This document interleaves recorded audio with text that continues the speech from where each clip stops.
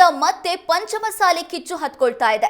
ಮತ್ತೊಂದು ಸುತ್ತಿನ ಹೋರಾಟಕ್ಕೆ ಕೂಡಲ ಸಂಗಮ ಶ್ರೀಗಳು ಸಜ್ಜಾಗಿದ್ದಾರೆ.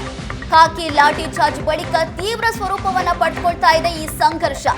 ಲಾಠಿ ಚಾರ್ಜ್ ಅನ್ನ ಖಂಡಿಸಿ ಜಯ ಮೃತ್ಯುಂಜಯ ಸ್ವಾಮೀಜಿ ಧರಣಿ ಮಾಡೋದಕ್ಕೆ ಮುಂದಾಗಿದ್ದಾರೆ. ಇಂದಿನಿಂದ ಬೆಳಗಾವಿ ಡಿಸಿ ಕಚೇರಿ ಎದುರು ಶ್ರೀಗಳು ಪ್ರತಿಭಟನೆಯನ್ನ ನಡೆಸಲಿದ್ದು, ಮೀಸಲಾತಿ ಬೇಡಿಕೆ ಅಸಂವಿಧಾನಿಕ ಎಂದು ಸಿಎಂ ಹೇಳಿದ್ದಾರೆ.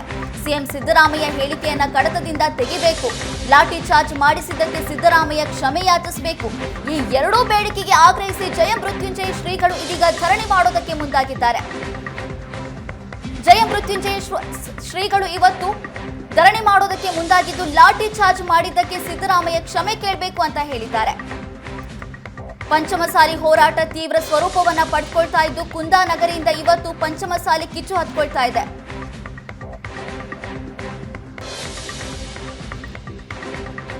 ಪಂಚಮಸಾಲಿ 2A ಮೀಸಲಾತಿ ಕೊಡಬೇಕು ಅಂತ ಪಂಚಮಸಾಲಿ ಹೋರಾಟಗಾರರು ತೀವ್ರ ಹೋರಾಟವನ್ನ ಮಾಡ್ತಾ ಇದ್ರು. ಈ ಸಂದರ್ಭದಲ್ಲಿ ಪೊಲೀಸರು ಲಾಠಿ ಚಾರ್ಜ್ ಅನ್ನ ನಡೆಸಿದ್ರು. ಲಾಠಿ ಚಾರ್ಜ್ ನಡೆಸಿದ್ದನ್ನ ಖಂಡಿಸಿ ಇದೀಗ ಕುಂದಾನಗರಿಯಲ್ಲಿ ಮತ್ತೆ ಪಂಚಮಸಾಲಿ ಕಿಚ್ಚು ಹತ್ಕೊಳ್ತಾ ಇದೆ. ಪಂಚಮಸಾಲಿ ಹೋರಾಟಗಾರರ ಮೇಲೆ ಲಾಠಿ ಚಾರ್ಜ್ ನಡೆಸುವಂತ ಅವಶ್ಯಕತೆ ಏನಿತ್ತು ಅಂತ ಜಯ ಮೃತ್ಯುಂಜಯ ಸ್ವಾಮೀಜಿಗಳು ಸರ್ಕಾರದ ವಿರುದ್ಧ ಕಿಡಿಕಾರಿದ್ದಾರೆ. ಲಾಠಿ ಚಾರ್ಜ್ ಅನ್ನ ಖಂಡಿಸಿ ಜಯ ಮೃತ್ಯುಂಜಯ ಸ್ವಾಮೀಜಿ ಧರಣಿ ನಡೆಸೋದಕ್ಕೆ ಮುಂದಾಗಿದ್ದಾರೆ. ಖಾಕಿ ಲಾಠಿ ಚಾರ್ಜ್ ಬಳಿಕ ತೀವ್ರ ಸ್ವರೂಪವನ್ನ ಪಡೆದುಕೊಂಡಿದೆ ಈ ಸಂಘರ್ಷ. ಪಂಚಮಸಾಲಿ 2A ಮೀಸಲಾತಿಯನ್ನ ಕೊಡಲೇಬೇಕು ಅಂತ ಕಳೆದ ಹಲವಾರು ವರ್ಷಗಳಿಂದ ಪಂಚಮಸಾಲಿ ಹೋರಾಟಗಾರರು ಹೋರಾಟವನ್ನ ಮಾಡ್ತಾನೆ ಬರ್ತಾ ಇದ್ದಾರೆ. ಅದೇ ರೀತಿಯಾಗಿ ಕಳೆದ ಕೆಲವು ದಿನಗಳ ಹಿಂದೆಯೂ ಕೂಡ ಹೋರಾಟಗಾರರು ಹೋರಾಟವನ್ನ ಮಾಡ್ತಾ ಇದ್ದಂತ ಸಂದರ್ಭದಲ್ಲಿ ಪೊಲೀಸರು ಲಾಠಿ ಚಾರ್ಜ್ ಅನ್ನ ಮಾಡಿದ್ರು. ಆ ಲಾಠಿ ಚಾರ್ಜ್ ಮಾಡಿರೋದು ಸರ್ಕಾರದ ಬಹಳ ದೊಡ್ಡ ತಪ್ಪು ಅಂತ ಜಯ ಮೃತ್ಯುಂಜಯ ಶ್ರೀಗಳು ಹೇಳಿದ್ದಾರೆ. ಮುಖ್ಯಮಂತ್ರಿಗಳು ನಮ್ಮ ಸಮುದಾಯದ ಹೋರಾಟಗಾರರ ಮೇಲೆ ಮಾರಣಾಂತಿಕವಾದಂಥ ಹಲ್ಲೆ ಮಾಡಲಿಕ್ಕೆ ಕುಮ್ಮಕ್ಕು ಕೊಟ್ಟರು. ಆ ಪೊಲೀಸ್ ಅಧಿಕಾರಿಗಳು ಸಹ ಅದನ್ನೇ ದುರ್ಬಳಕೆ ಮಾಡಿಕೊಂಡು ನಮ್ಮ ಜನರನ್ನ ಭಾಳಷ್ಟು ಬಡಿದ್ರು.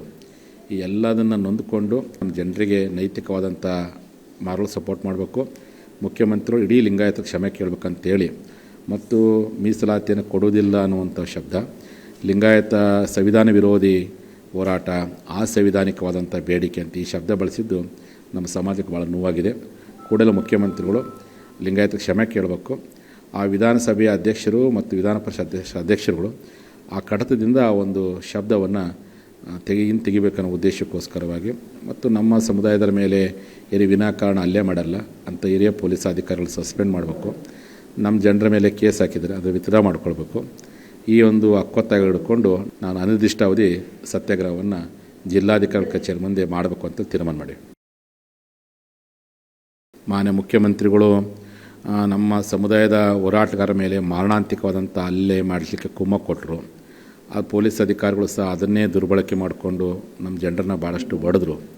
ಈ ಎಲ್ಲದನ್ನು ನೊಂದುಕೊಂಡು ನಮ್ಮ ಜನರಿಗೆ ನೈತಿಕವಾದಂಥ ಮಾರಲ್ ಸಪೋರ್ಟ್ ಮಾಡಬೇಕು, ಮುಖ್ಯಮಂತ್ರಿಗಳು ಇಡೀ ಲಿಂಗಾಯತ ಕ್ಷಮೆ ಕೇಳಬೇಕಂತೇಳಿ, ಮತ್ತು ಮೀಸಲಾತಿಯನ್ನು ಕೊಡುವುದಿಲ್ಲ ಅನ್ನುವಂಥ ಶಬ್ದ, ಲಿಂಗಾಯತ ಸಂವಿಧಾನ ವಿರೋಧಿ ಹೋರಾಟ, ಅಸಂವಿಧಾನಿಕವಾದಂಥ ಬೇಡಿಕೆ ಅಂತ ಈ ಶಬ್ದ ಬಳಸಿದ್ದು ನಮ್ಮ ಸಮಾಜಕ್ಕೆ ಭಾಳ ನೋವಾಗಿದೆ. ಕೂಡಲೇ ಮುಖ್ಯಮಂತ್ರಿಗಳು ಲಿಂಗಾಯತ ಕ್ಷಮೆ ಕೇಳಬೇಕು.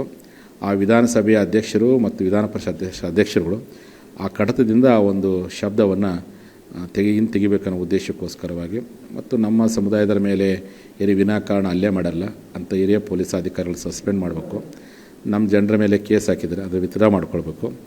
ಈ ಒಂದು ಹಕ್ಕೊತ್ತಾಯ ಹಿಡ್ಕೊಂಡು ನಾನು ಅನಿರ್ದಿಷ್ಟಾವಧಿ ಸತ್ಯಾಗ್ರಹವನ್ನು ಜಿಲ್ಲಾಧಿಕಾರಿ ಕಚೇರಿ ಮುಂದೆ ಮಾಡಬೇಕು ಅಂತ ತೀರ್ಮಾನ ಮಾಡಿ.